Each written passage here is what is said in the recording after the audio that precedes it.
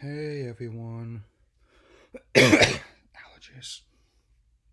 So earlier today I saw Secret Life of Pets 2, the sequel to the 2016 surprise hit from Illumination Entertainment.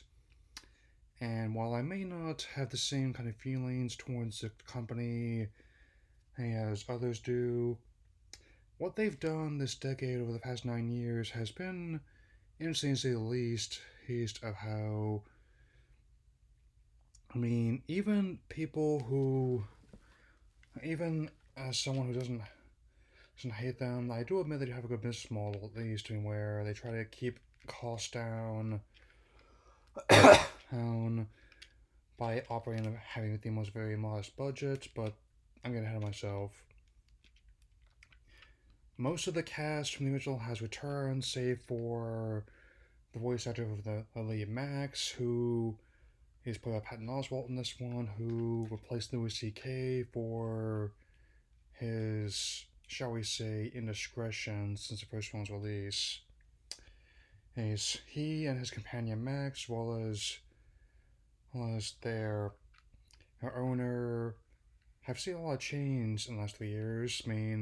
Heck, in the opening moments of the movie, we see how she's married a young bike messenger, her as well as had a small child, and also how Max is going to be very protective of the kid, whose name is Liam, by the way. And the other pets in the New York City apartment building have got their own little adventures.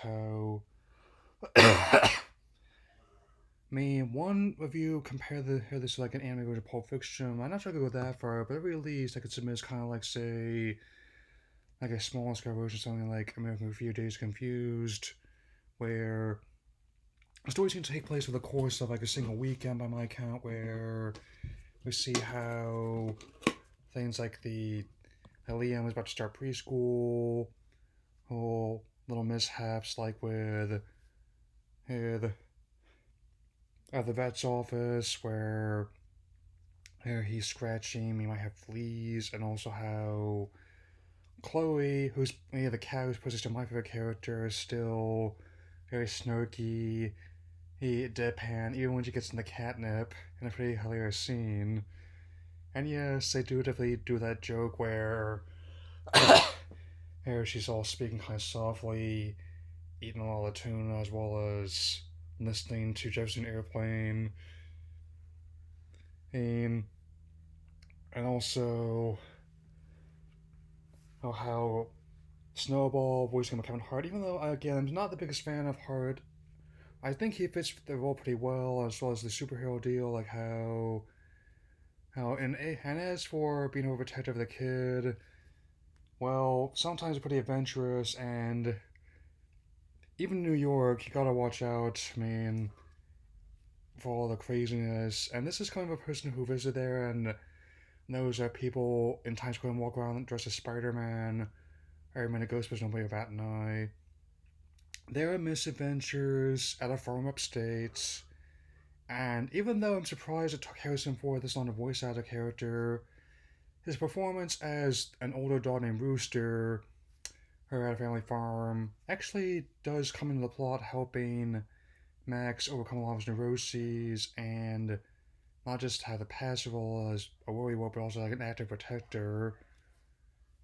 And I think it's kind of structured very a lot to like a lot of the older Looney Tunes cartoons, how high the energy is, how 86 minutes very easy to digest, so it's short enough that it can just go on with your day and even watch something else if you want to.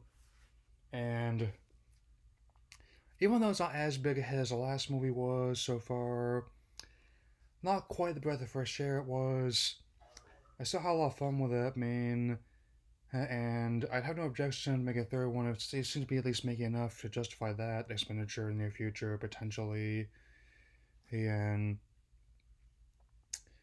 And definitely we'll talk about more incoming attractions, but I mean, I obviously will not put on the same level as like a Disney or Pixar movie, heck, even a lot of DreamWorks recent output.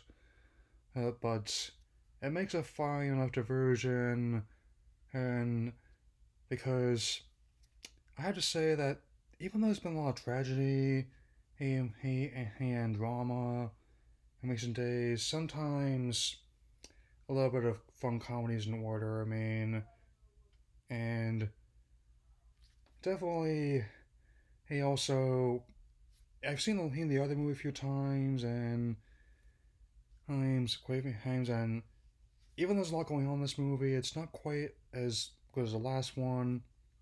I'd still be willing to watch it again, maybe when it comes out on DVD and Blu-ray and stuff.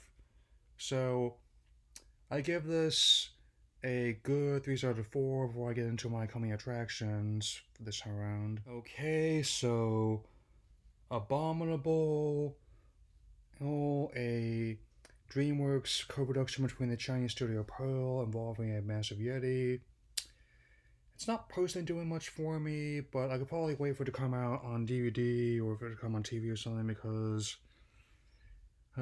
I guess I'm kind of a lot harder impressed with the studio after how they capped off the How to Train Your Dragon trilogy, and that just came out on DVD and Blu-ray. I'll probably pick that one up soon.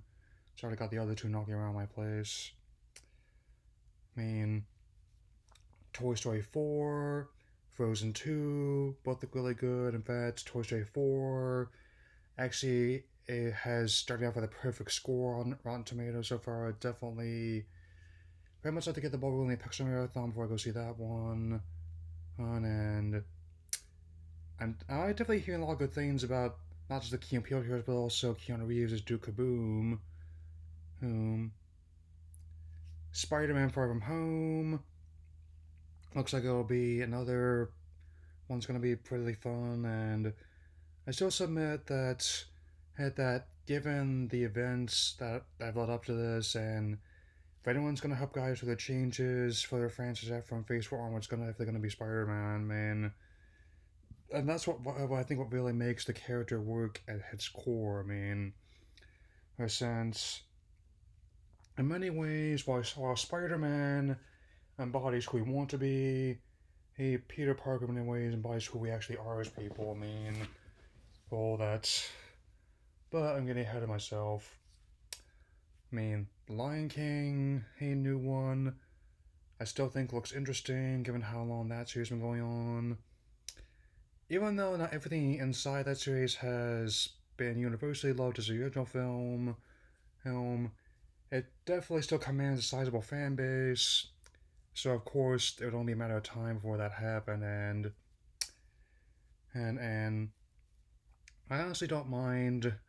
I mean, I usually tend to be indifferent to a lot of these live action reversions and from a creative standpoint, but I'm usually at least in favor of them from like a business point of view. At the release, it makes sense from at least a marketing perspective why they did it, man.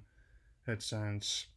I'm mostly gonna be going home when they open, as well as doing the original one, which and people ask, much like in that case, people ask me might be too scary for younger viewers. I again submit it might be just the right amount.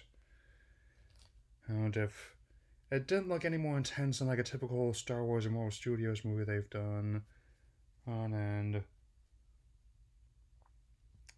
and above all, I'm thinking that's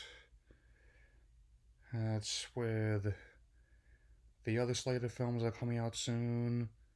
I'll definitely be something to talk about. And if I had to rework some of my stuff, given what's been going on outside this channel. And I'll definitely have something more content out to you soon. You know what I mean? And I will see you all later.